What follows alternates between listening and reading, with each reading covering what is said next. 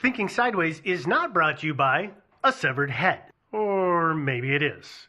I'm sure you've heard of this cool new subscription service called Hunt a Killer, the interactive investigation delivered to your doorstep each month. You should check it out, huntakiller.com. Their form of storytelling puts you into the serial killer's mind. It's like you're living in your favorite true crime series. They've created a fictional world for true crime fans. You actually live inside of the story.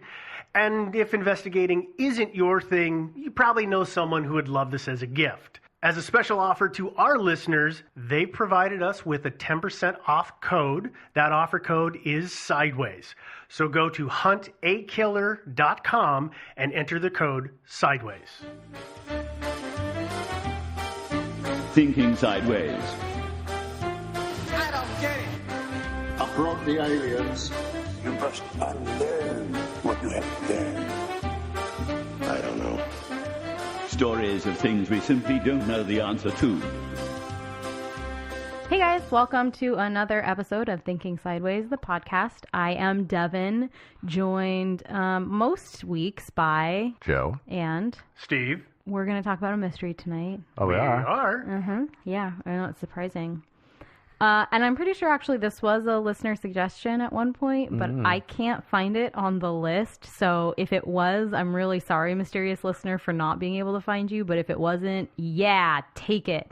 Yeah. If this is on the list, you probably can't find it because it's misspelled. Probably. Yeah, that's what I was wondering about because I went looking for it too. And I tried some different spellings. Couldn't. Yeah. Oh, well. Oh, so well. Sorry, whoever you were. Yeah. We probably would have misspelled your name anyway. Yeah, or mispronounced it. That too. Yeah. No doubt. So this week we're going to talk about this thing called the Markovian Parallax Denigrate, which, you know, I think we'll probably call the MPD. That works. Or, Sure. Or the Markovian. Sounds like it's something out of Tron at that point. MPD. Realistically, I'm not going to say it too many times because it's just a mouthful. It kind of is. I've been pondering the meaning of it all. Yeah. So the Can't decipher it. There's a quick overview here, kind of, and that is that we're going to talk about the internet or the pre-internet. We're really just like pre-internet spam. I don't know. I don't feel like there's a very Primordial spam? Yeah, primordial spam. It's I don't amazing feel like... how quickly somebody thought about spam, you know, before Yeah. the internet didn't even exist and they came up with it already. Yeah. So I don't think there's actually a really good short, cliff notes of this. So do you guys want to just jump right in? That's probably the best way to go about this. Okay, cool. I will say that there's somebody in the middle of it, but we'll talk about that later. And this is often called one of the very first internet mysteries, which means that I've finally done it. You found the very first mystery? Found the first internet mystery. Yeah, it's so early. The internet didn't really quite exist yet. It wasn't really the internet, yeah. Actually, so we are going to talk about this thing that's pre-internet. It's called Usenet, right? That's how you say it, right? Is it Usenet or Usenet? That is a good question. I've wondered about this for years. It was because use, as in if it started with an H, almost use, or is it Usenet? I think it's Usenet just because that's easier to pronounce. Usenet. Yeah, so was Usenet, was USC, was that an acronym for university something or another, or was it just use as in use? We're going to use this net. Or did it have a use?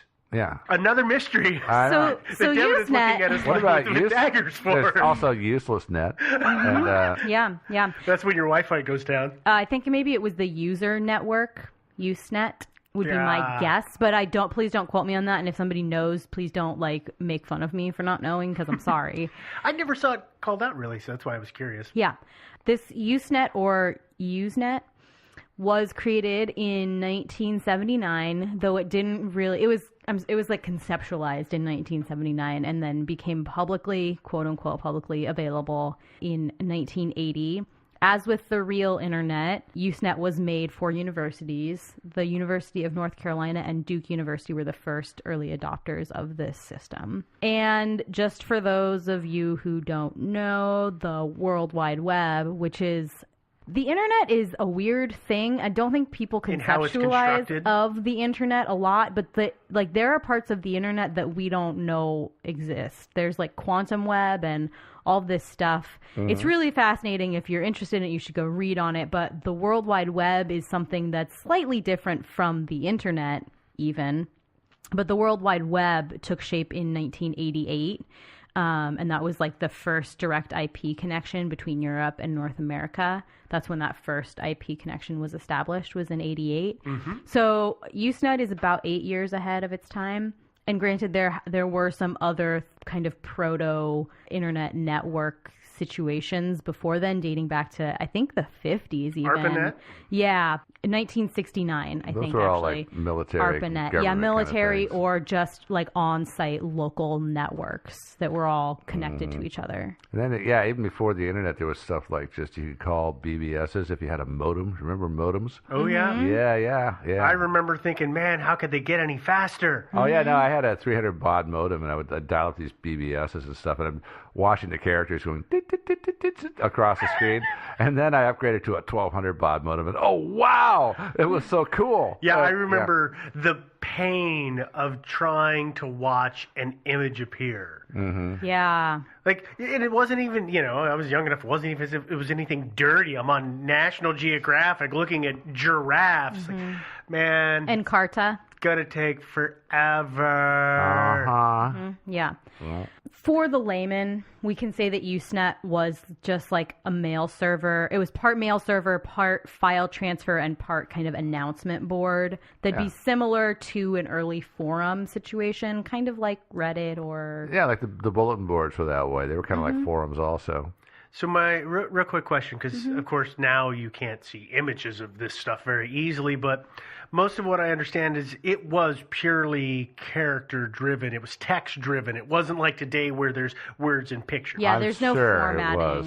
It's just words. I think It's just- sometimes they had like, a bumper, maybe a border around something, but I don't even think that. I think it It was was like ASCII imagery if there was imagery. Very yeah, much so, it was yeah. totally just text based. Character Okay. based. I was pretty sure of that, but I wanted to double check. Just being as old as it was, I was pretty sure that couldn't be supported. So, Yeah, okay, thank you. probably could use like FTP to send images, not huge high-res ones, but yeah. But maybe. that wouldn't have been on the announcement bulletin board sort of Oh, situation. no, not at that all. would have had to have been file transfer. That's something you got to situations. explicitly say, I want to transfer this to my own PC. Ready? And- Are and you that- ready? Yeah. Are you ready for this incoming thing? Because it's going to take up all your RAM. gonna- I Let's was go. going to say, Yeah. actually, it was probably faster at that point just to put it on the 3.5-inch floppy drive and mail it to them. Yeah. Yeah. Or probably. print it out line by line. It's hard for our listeners who are all young whippersnappers to appreciate this. Yeah. The good news is I know that a number of our listeners are not. Not all that of young. them are that young. So many yeah. of them will remember stuff like this. All right, yeah. so old people, should we get back to the story? Oh, yeah, let's Yeah. do it, yeah. Yeah.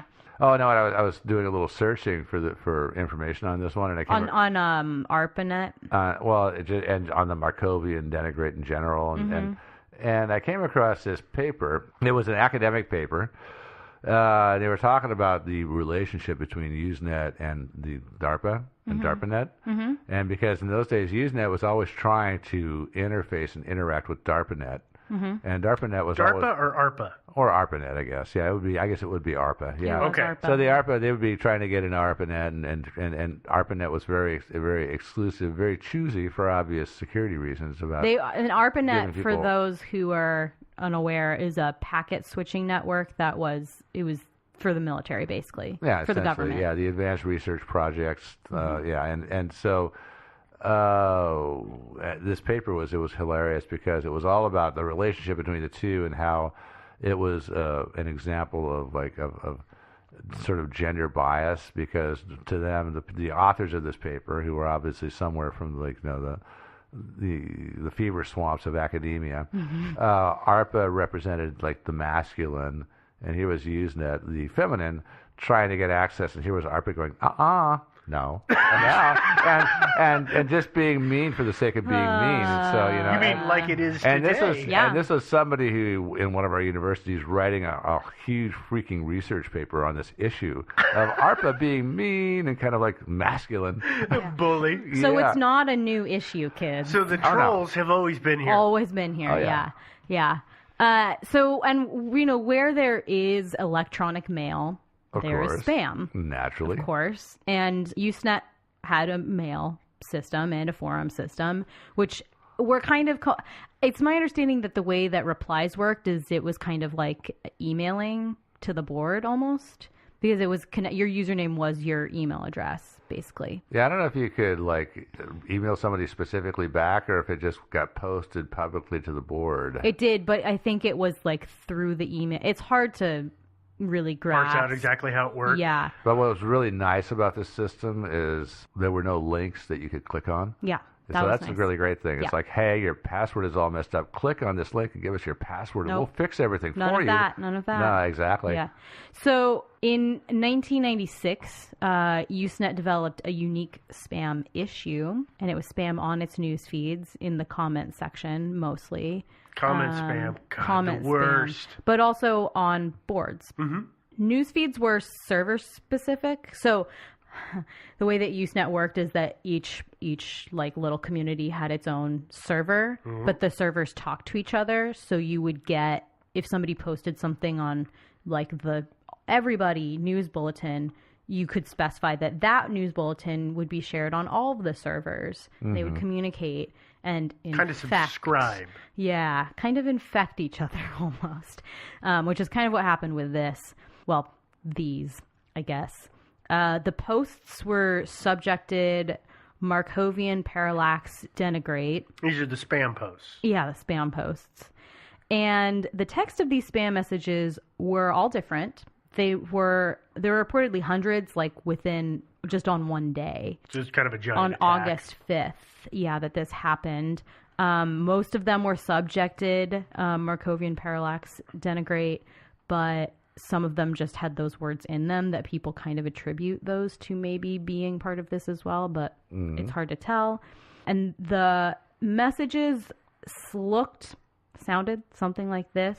I'm going to have appeared to be real words. They are real words. Real random words. So I'm going to have one of you guys read this thing.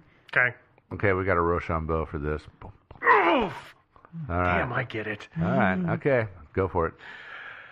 Jitterbugging, McKinley, A, break, Newtonian, infer, Ka, update, Cohen, air, collaborate, ruse, sports writing, Rococo, invocate, tassel, shadflower, Debbie, Sterling, pathogenesis, escrutar, adventitious, novo, ITT, most, chairperson, Dwight, Herzog, differ, pinpoint, dunk, McKinley, pendant, firelight, Uranus, episodic, medicine, ditty, crag, flogging, variac, brotherhood, web, impromptu, file, countenance, inheritance, cohesion, refrigerate, morphine, napkin, inlaid, Gennaro, nameable, yearbook, hark.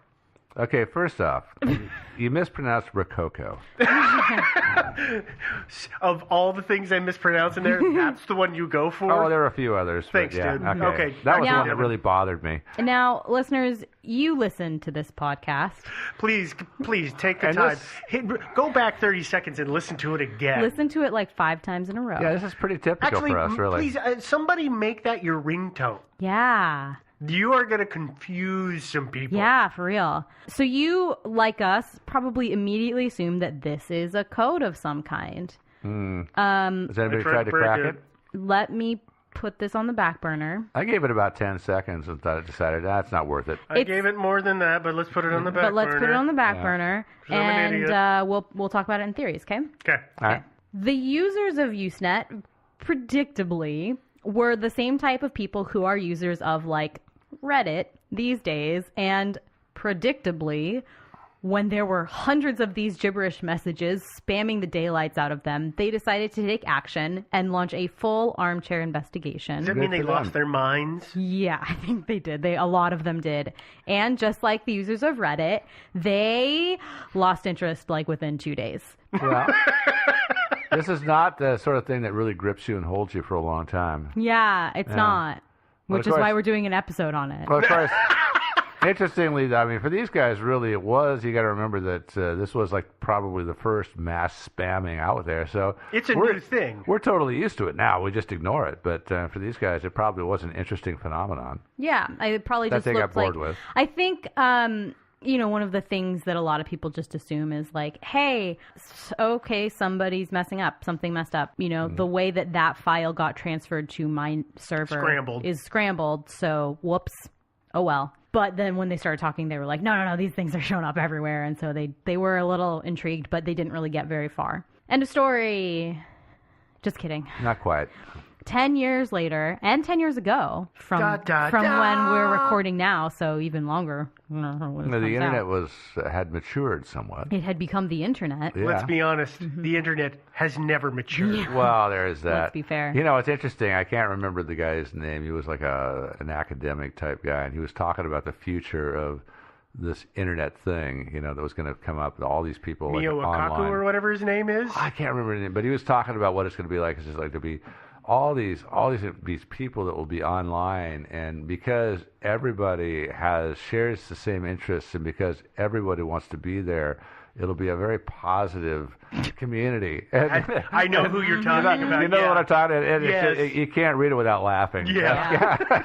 Wrong, dude. Yeah, sorry, dude. Yeah. That one didn't come true. So 10 years later and 10 years ago. Oh, yeah. Our forefathers wrote. Oh, sorry. Wrong one. Websites like, Cracked. Cracked was pretty popular about 10 years ago. They're still popular. They're still like pretty Cracked. popular, but they were really popular then. Started the trend of the list-based articles. One of the most popular type was like, hey, 5 Wikipedia articles to give you the creeps. Which, Check out this new thing. Number 3 is amazing. They weren't titling them like that, though. I know. Which was great. I miss those days. I hate those. What do you mean miss those days? Are those articles still come up? Wait, are you talking about the number 3 will amaze you? Yeah, I miss the days when we didn't have that. Oh, me too. When clickbait wasn't a thing. Yeah. Crack does not do that. I want to say. No, they don't. Everybody else does that. And you know what? Okay, so can I just make a complaint real quick about the internet? Okay. What I don't understand is just that one thing? Just one thing. This is just the only thing I'm going to complain about at the moment.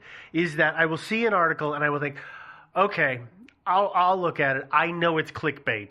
And the thing that they are putting in the very beginning to entice you to click is never actually in the list. Yep. Oh yeah, no. I was looking at one of those just yesterday. It was like 11 NFL players in their fantastic, stupid mansions. Yes. And they had this aerial photo, this incredible mansion that's surrounded by a man-made lake with these man-made islands. And it wasn't in it. And it was not in the article. So dumb. It's not dumb. It's annoying. Rein it in. Oh yeah, sorry. Where were we? Said creepy Wikipedia articles. The articles about creepy Wikipedia articles. They're all creepy. Ask me. Included one of them. I wasn't able to find the original one, but it included the Wikipedia page of Markovian Parallax Denigrate. When you say you couldn't find, you mean the cracked list? I couldn't find whatever the list that it was on. Okay, that it was got featured on. I'm sure it was featured on a number of them. Oh yeah. The Wikipedia page for MPD was deleted because there were, quote, no sources. Furthermore, Wikipedia states that the mere existence of this spam doesn't really mean that there should be a Wikipedia article on it. I suppose they have a point there. Which I guess is fair. I'm sorry, I looked at the Wikipedia page. It was pretty bad. I've seen worse, though, and they're still around. So yeah, but those are usually self-curated pages. The ones that are worse than this are the ones that I'm an actor and I'm going to write all about myself in the third person. Until they get deleted. Yeah. So this Wikipedia article, as far as I can tell on the Wayback Machine, was created on September 13th, 2004.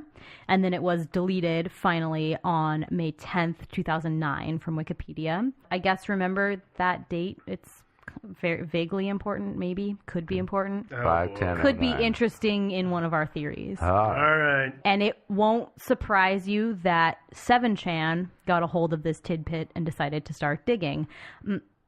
You're going to tell us about 7chan and 4chan and all those guys? Yeah, we're just going to take a quick little detour on our tour of the internet. Okay. 7chan is kind of related to 4chan. The chans, quote unquote, there are many, started out as 2chan.net, which was an image board based out of Japan. 4chan was the Western version of Japan's 2chan. Really? I had no idea that. Yeah. I did not know that. And either. then, I stayed away from it. And then okay. 7chan is kind of... 7chan is kind of the rival of 4chan. They have like civil wars back and forth, blah, blah, blah. They choose 7 because it's a prime number? I don't know. They both exist on this kind of limbo area between the internet as like fear the government and stuff and just use our normal browsing and every once in a while incognito mode, where we exist on the internet and where the deep web is. The dark web? deep web. Well, so is there a difference questionable between the dark and the deep? There's a difference. Yeah. Yes. So the chans kind of exist in this middle ground where for a lot of the content, especially if you're browsing, you don't necessarily want to just go. So don't do this at work, is what you're Definitely saying? don't do it on at work. Although I will tell you that my place of work, I didn't know I was clicking on a link that was taking me to 7chan. Check your links, guys. But I was allowed to get onto this board and immediately was like, no, right? But there's a firewall at work that won't allow me to go onto College Humor. Doesn't exist for 7chan, apparently. Yeah. Mine does the same stupid thing. Yeah. I think they just assume nobody would be so dumb to go on to 4chan and 7chan. They just never heard of them, probably. Yeah, but just don't do it at work. I mean, whatever. Basically, 7chan is pretty lax on the law following. It's all anonymous based, and anything goes as far as posting. Is this run by the FBI or something? Probably. Yeah, no doubt. Also, in the interest of protecting the show, just real quick, I will say that I have no side in the 4chan and 7chan war, so please just ignore us. Trolls disband. Yeah. That's true. No, I've heard of you guys, but I really don't care one way or the other, so yeah. Cool. And I wish you both well, and I'm sure you're both sides are right. Some blogs that I think saw this stuff on 7chan started to do research, none of which I can find actual links to, but I can follow dead links to, so I don't think these blogs exist anymore, which is fine. It's been 10 years. Yeah, it's true. I don't expect them to. I think they started doing research in late 2008. Then in spring of 2009, one of the bloggers was able to find one remaining spam post, thanks to Google, because Google has actually retained public archives of a lot of Usenet stuff. So there was only one surviving piece of this copy of this spam on the interwebs. That was it. And the one that we read, that was it. Yeah, there were a couple that they found that didn't have the subject line, that just had one word maybe interspersed. But of this specific one, there's only the one that exists still. So we've retained one copy of this spam message and one copy of the smallpox Exactly. virus. Yeah. It's that kind of thing. Well, it's important, I think, to preserve this for, I don't know if there's one yet, but there should be a museum of spam on the internet. I agree. Yeah, there totally ought to be, and there will be if there isn't one already. Yeah. Wow. Okay. Yeah. We but should start that. Yeah, actually, it's a good idea. I like it. So Google does have a public archive of Usenet stuff. It's pretty interesting, actually. You can actually get a bit of a sense of what it was like a little bit. The message was from, again, because they had to have the email address associated with this, from Susan Lindauer at worf.uwsp.edu, whose display name was Chris Brokerage, actually. But that's interesting. It seems that within maybe a week of the discovery of this email address being connected to that original spam post, the Wikipedia page was taken down. This bit of spam from this email address, this is from August. It's from that August 5th, 96 date. Okay, because that that's they when all hit. the big batch happened. Yeah, okay. Yep. The action of deleting this Wikipedia page was kind of swift. I mean, they do have this action in the Wikipedia process that's called swift deletion, and it's for things that are really, really offensive or awful, and they usually get within 24 hours. They'll delete those. But why this one? I mean, because but this one they didn't do that. But they did within a week, which is actually pretty swift for Wikipedia, because I mean I've watched them. I've watched or looked at some of the logs of the various debates over, gee, should we delete this or not? Yeah. Sometimes the debate can go on for a while. Yeah. Eons? So the way that not eons, but a while. The way that this one happened is 2 Wikipedia users suggested that the article be deleted within less than 24 hours of each other, and then less than a week after that, it was permanently deleted. So somebody who knew Susan, maybe? Maybe. I don't know. And Joe kind of dropped a little bit of a bombshell, but some of you may be yelling at me right now because I've totally glossed over that email address. Okay. I'm going to start right here with a caveat that says this episode is not about 9/11. This episode is not about 9/11. This episode is not brought to you about 9/11. It's not about truthers. It's not about anything like that. So don't send us emails about that stuff. We're just talking about this one person don't go Who crazy. happens to be involved. Okay. Yeah, actually, we do have an email address. If you want to talk about 9/11, it's called bouncingrighttbacktoyou@gmail.com. And and if you don't get through right away, keep trying. Yeah. But you can reach us there for sure. Yeah, definitely. It'll get straight to us. Yeah. Okay, but fine. The name Susan Lindauer may be familiar to you in that she is an anti-war activist and intense conspiracy theorist. Very much so. She has also been a journalist, a U.S. congressional staffer, and she is an author. Susan is the daughter of former Republican nominee for the governor of Alaska. And his name was also Susan? No. Okay. She started out as a journalist and then worked as a congressional staffer for 2 Oregon reps, actually. Congressman. Peter Yes. DeFazio, Ron Wyden. Mm-hmm. Yeah. Actually, and Wyden's a senator now, too, by the way. He is, and he's great. No, I don't know about that. Then she was the press secretary for 2 other Democrats in Congress until 2002. Yeah, something happened between 2001 and 2002. Yes. I'm not sure. Not something quite about sure like a what. bend. Yeah. Well, we'll get there, Joe. Yeah. In 1994, just after finishing up working for it was Congressman Wyden at that point, she started to socialize with some people, most notably Dr. Richard Fuiz. I think that's how it's pronounced, yeah. Who is famous mostly for his patents. I gotta say, this guy has a wiki page, and he is what truly a Renaissance man, I would say, because he's a physician, also an inventor, and a very successful businessman. Yep. And apparently a spy. Yeah, he's somehow apparently connected to the U.S. counterintelligence. Can I just say something about the whole Renaissance man thing?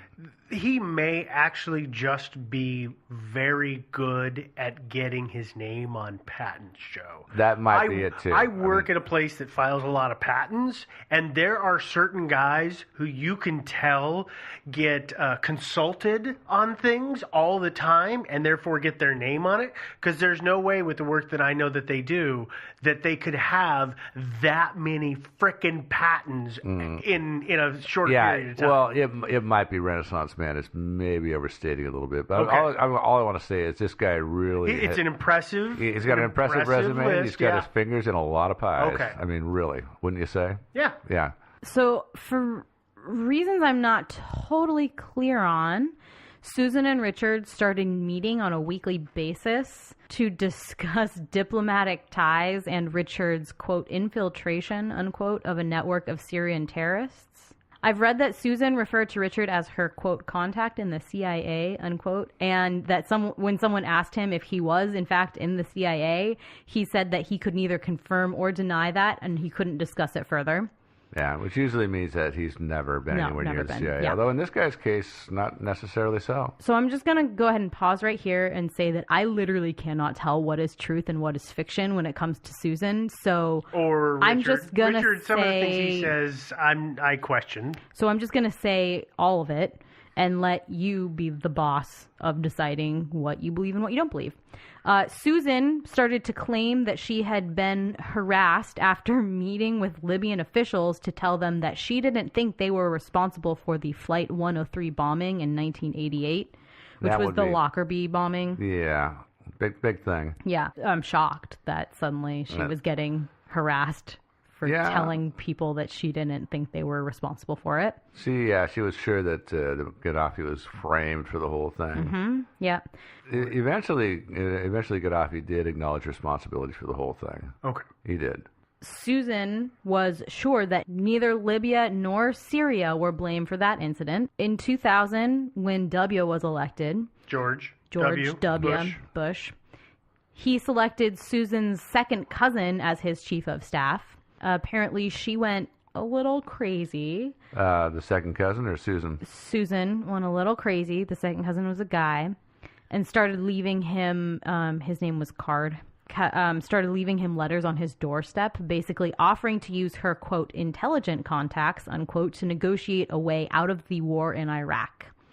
Which everybody saw coming at that point. Yeah. Yeah, that was like 3 years away, but hey, okay. Yeah. You may have guessed it already because I kind of hinted at before, but Susan is indeed a 9/11 truther. quote-unquote truther, and she's been very vocal. She claims, as others do, that she had knowledge of the attack prior to it happening, and she was ignored, I guess. Richard, for his part, Dr. Richard Fouillis. stopped talking to her after 9/11, basically saying that her views on 9/11 were malicious. He also, another quote I heard from him was that her talk had taken a, what was the word, seditious bent. Yeah. Yeah. So he didn't even want to be speaking with her anymore. And then in 2004, she was arrested by the FBI for acting as an unregistered agent of a foreign government. So it seems like she was maybe talking to some of the people she said she was talking to, though it was probably not as in much of a government capacity as she said it was. And so she came back and actually said, no, I'm actually a CIA asset, and they're, throwing me under the bus to hide something about 9/11. They knew. Oh, of course they did. Right. So she was held about a year, and then she was declared unfit to stand trial because she had a lengthy delusional history. Delusions of grandeur. Yeah. And apparently there were some meds that she could have taken to make her fit, but she said, no, I'm not taking those pills. I'm not crazy. And the prosecution really lobbied to have her that administered forcibly. Yeah. And then finally in 2009, basically the feds decided, you know what, this is not worth our time and energy, so we're just going to drop all the charges against her. It makes you wonder why Dr. Richard Fouillis was willing to spend so much time hanging out with her. But I'm not really sure, but I tell you all of this not because this episode is about 9/11. But there was that Susan Lindauer with the email address. There was. Yeah. So there are a couple theories. Really, two. Two big theories. Yeah. Three. There are three theories about the Markovian Parallax Denigrate. But first, let's take a break. Ooh, a break. Yeah, I could pee. Opal has wants and needs. She wants your attention. She wants her food. She needs to destroy the squirrel that lives in the tree in front of her house. It would be fantastic if Opal could talk back to you, though. When you sit on the couch together and you tell her about your day, she looks at you with that understanding face, but the closest she comes to giving you valuable feedback is rubbing her head against you. And maybe just talking to Opal isn't enough. Maybe it's time to talk to another person. If you've ever thought about going to therapy, but found it too inconvenient, too expensive, or just too embarrassing to make it into an office, then give Talkspace a try. Talkspace is the online therapy company, and they make it easy to connect with a licensed therapist, handpicked just for you, for as little as $32 a week. Using Talkspace, you can text, audio, and video message your therapist as much as you want.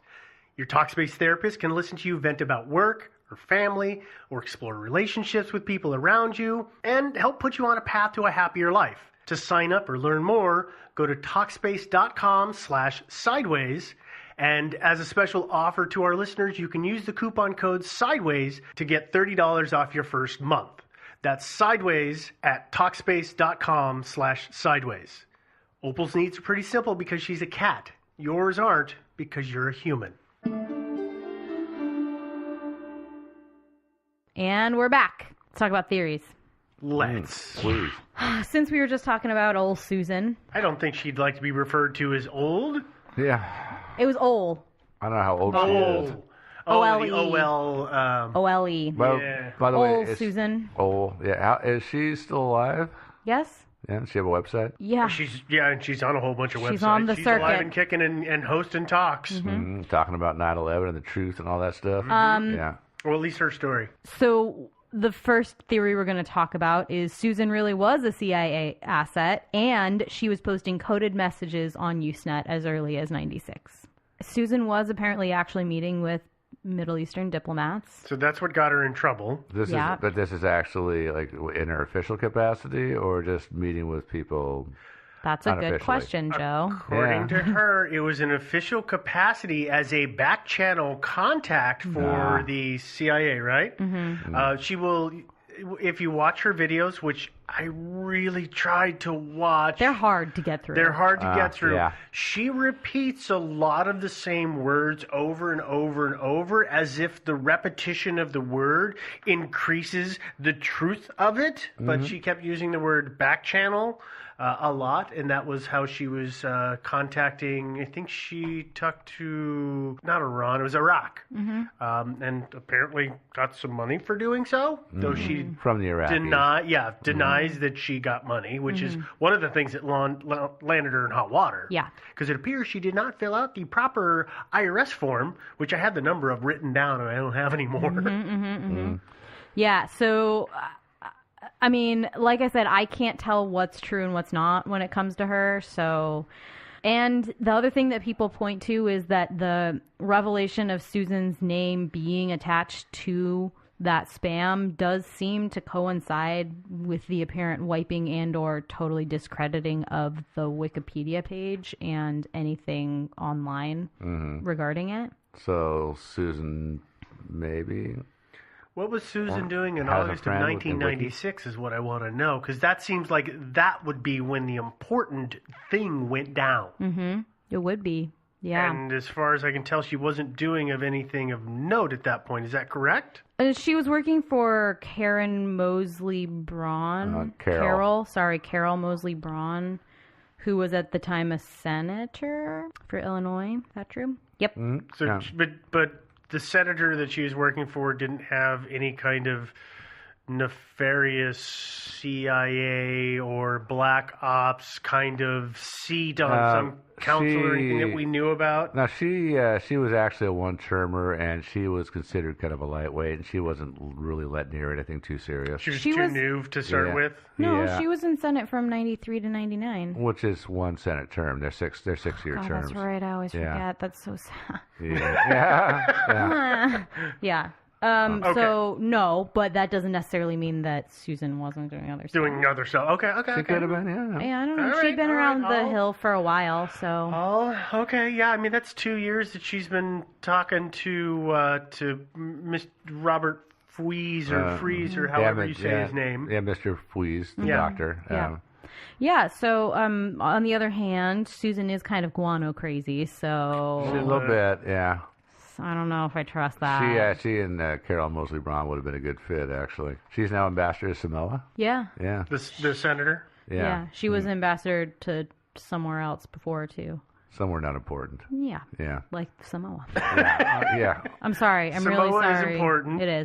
Don't be Well, mean. if you're a Samoan, it's really important. Yep. They So need next a lot theory. of resources down there. Yeah. Actually, seriously. Next theory. All right, go ahead. What's that? Susan has nothing to... This is a long theory title. I'm sorry. Susan has nothing to do with this because Susan Lindauer isn't really that weird of a name, and also there was one of those working at the university that email address is registered to at the time. So the website or the university that spam was sent from, the email address where that was registered at, was the University of Wisconsin-Stevens Point. Yeah, uwsp.edu. Yeah, and in spring of 1995, there's articles talking about this program that one Susan Lindauer, different Susan Lindauer, was in charge of organizing. There's like proof in the, there's academic journals written about her studies that she was doing there, so we know that she was there at that time. That's where that web address is located. So it's not unreasonable to assume that it was just a hacked email address. Makes sense to me. Yeah. So it had nothing to do with crazy Susan Lindauer. Just It was just a coincidence that Somebody it was the same randomly name. used Susan's. Yeah, quite possible. But on the other and hand... also, she might be actually have a Usenet log on, but being somebody who was employed more in the physical education part of things, and not the more techie computer science end of things, might not have actually used it at all or not used it much, and definitely was not tech savvy enough to not let her email address fall into the wrong hands. It's totally possible. Oh, I gotta tell you, I had an email address at that time that was assigned to me from a university, and I would check it once every week or 4 at the library. Oh, yeah. Yeah. Yeah, me too. It was like, why would I? Susan might have gotten this email address and never used it ever. Yeah. I mean, That happens a lot. Oh, yeah. Yeah, it especially absolutely back does. in those days. Oh, yeah. Yeah. And she was, just in case anybody's wondering about this, Susan, she worked on a program to, it was basically children's physical education for children who were delayed for whatever reason, mentally delayed. Developmentally? Yeah. And then she was an assistant instructor in the SNAP program, whatever. What's a SNAP? I don't know. Final theory. Yeah. Do you guys know who Mark V. Shanley is? Shaney? Yeah. I actually do. Do you, Joe? Do you know who Mark V. Shaney is? Totally. I went to school with him. Yeah. He was a user on the Usenet forum net.singles. He was also the very first, as far as I can tell, AI bot, as far as I know. And he was based on what's called a Markov chain. Do you know what a Markov chain is? I've heard of it, but if you go out and read about the Markov chains, it's pretty esoteric stuff. Yeah. So I have what I would call a very sort of general understanding of what it is. But I would say, abstract. Yeah, but it's basically it just generates random things. It's And a it formula learns for from reading randomness. other things that people have written, and that's about it. Well, a Markov chain bot is that, but a Markov chain is like a mathematical process Assemblage of words. of anything. Oh, okay. Yeah. I think that's my understanding of it, but Well, it could yeah, just be words. it's yeah. almost like a chain of events is one way of looking at it. And so the next event depends on the present event, but not the present event does not necessarily depend. The relationship between past, present, and future, there's not necessarily a chain. So let me simplify this. Yeah. There's a tree, and there is a Kleenex, and one eventually turned into the other. What happens in the middle? Don't know. Don't really care. Yeah, Yeah, sure. it's kind of that. Yeah. Kind of, yeah. So, okay. Yeah, but the Markov chain bot is, it's a mathematical procedure that computers can use to create relatively realistic-looking text With some great responses. Yeah, given based on some given data. So we've actually seen a lot of those. That robot that was a Microsoft, the Twitter thing that turned into a Nazi Racist bot? Oh, that one just recently. Yeah, the, everybody went teenage out girl. and taught it really, really bad habits. Yeah, I love she's it. a very advanced version of a Markov chain bot. Yeah. Very advanced, but It's so sad what the internet did to that poor bot. yeah, it's really Yeah, sad. yeah. It's really, That robot will never be the same. yeah. No. I don't think that robot exists anymore.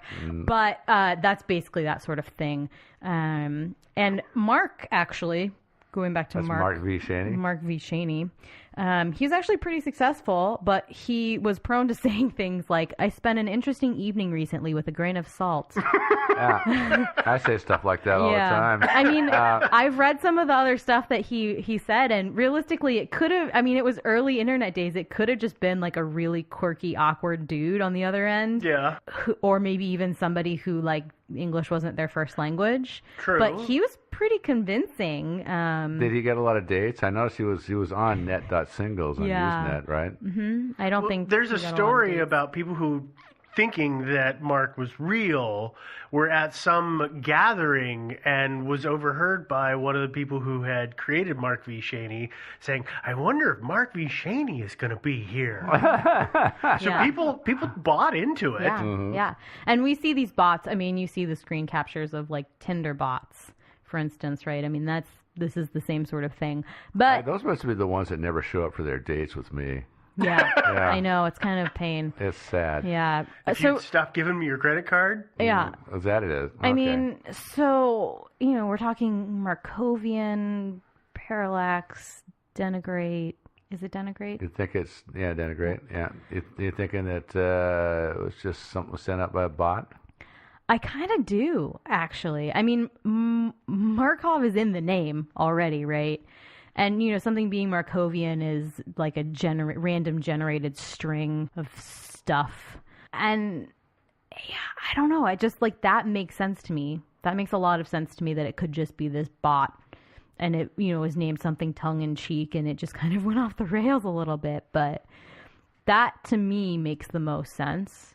I know we've just spent the last almost hour talking about covert counterintelligence in the CIA, but I don't think so. But Steve has that look on his face. I tried to decode this. Oh, how'd that just work out like for the you? rest of the internet. How did that go for you? Quite boringly, and not very effectively, because I looked at it and was figuring it was a what is a cipher where it's like a word switch. In other words, you put in here there's Janeiro, as in Rio de Janeiro, as in the city by the river. And so I was like, oh, well, that must mean river. So they're plugging a word in, so it's a replacement. So I started playing with that. I started thinking about that, too, like jitterbugging is a dance, McKinley and Abe are presidents. You know, right. thing. Newtonian is physics. I did it for a while Yeah. because I was curious, not that I expected to be the genius that cracked it after all this time, but just to see if there was anything there, and it's just enough. It's just enough to pull you in, and I made the mistake of laying it out so that I could put 3 or 4 words under each one, my guesses of what that word meant, and then very quickly I began to build a sentence, and I was like, oh my God, I've got it.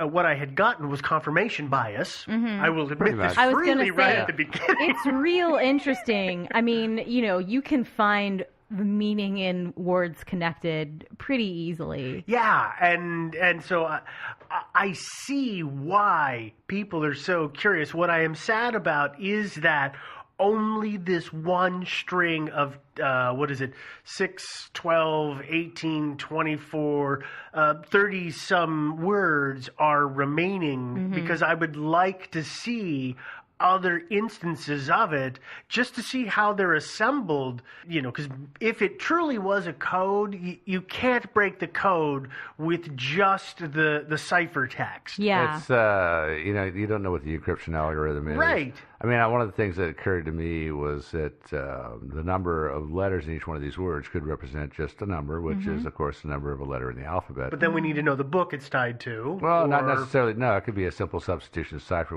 with numbers, but I just did a quick glance at it, and I realized doing a very, very often back of the envelope character counting that it couldn't be that. Because it's gibberish. Well, yeah, I mean, You got a lot of real big words in there. there's a number of large words, very few small ones, and anything like that, there's going to be a lot of representations of the letter E, and then after that, the letter A. So a lot of words of the same length, and you don't see very many of those in here. So, okay, that's out, and that's as much time as I wanted to spend on it. Yeah, but this could actually be a code, but I think it's something else entirely. What do you think it is? It's just a big fat chunk of text. Yep. and it could have been actually an attempt to. You can think of a couple of different possibilities here. Well, one, of course, is it's just somebody wanting to annoy a lot of people by sending out this big fat chunk of text and tying things up. It could have been also an attempt to break the network.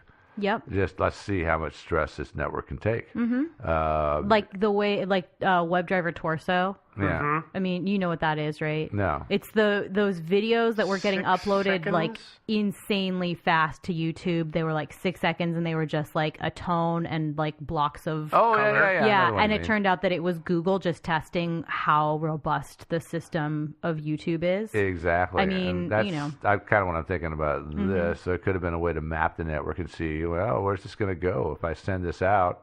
How many people, where exactly is it going to go? So it's kind of a mapping thing, maybe. Yeah. Or, it's, like you say, a stress test. Could have Yep. been that. Or it could have been a prankster. And I never did bother to actually count the number of characters in here to see if it was precisely like 255. Looks like more than 255, actually, but exactly how if the length of the actual text block means anything at all. I have no idea. Again, if I were less lazy, I would have counted the number of characters and found that out. Yeah, but I don't think it's worth it. Well, I don't and think again, so. the problem is with only one set of words, you're grasping at threads. If you much. had 2 or 3 more that were of different words, then maybe you could try to draw some conclusions. But you're literally just in the dark. Yeah, pretty much. I mean, without the decryption algorithm, if there even is one, I mean, this could be a really super deep one where the actual text itself means nothing whatsoever, but the code is actually in who it went to.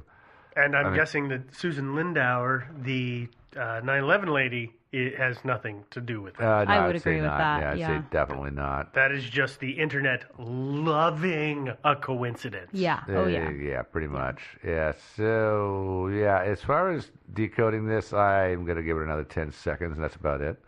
Boop. Yep, there you go, done. Yeah, I just don't know. There might actually be an encrypted message in here somewhere. I'm too lazy to find it. I don't think there is. I don't doubt either. it.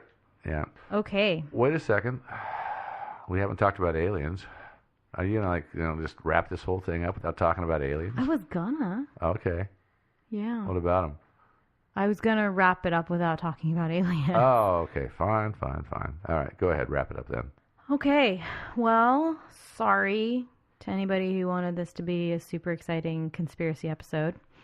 I think there could be something in there, but I just don't think it is. Yeah, I agree. It'd be nice. Then there might be, but probably not. But probably not, yeah. Well, there will be some links to our research on the website. That website is thinkingsidewayspodcast.com. You can download and listen to us off iTunes if you're doing that. Subscribe, leave a comment and a rating.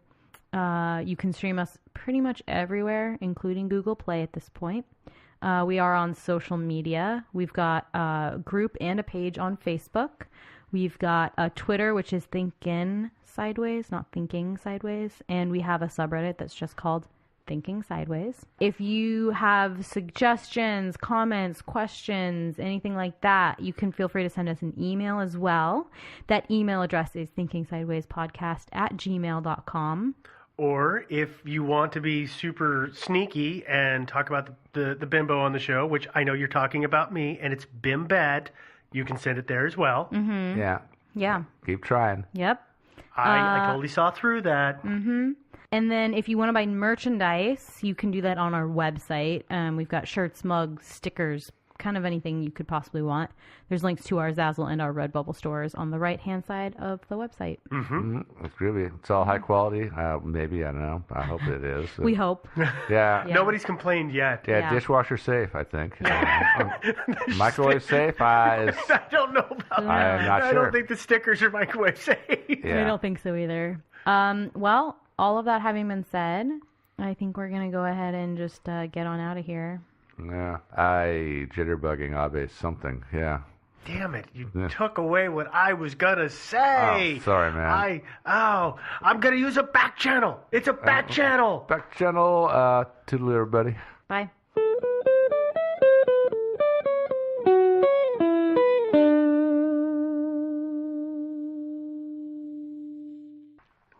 Thinking Sideways is not brought to you by a severed head. Oh, yes, it is brought to you by a severed head.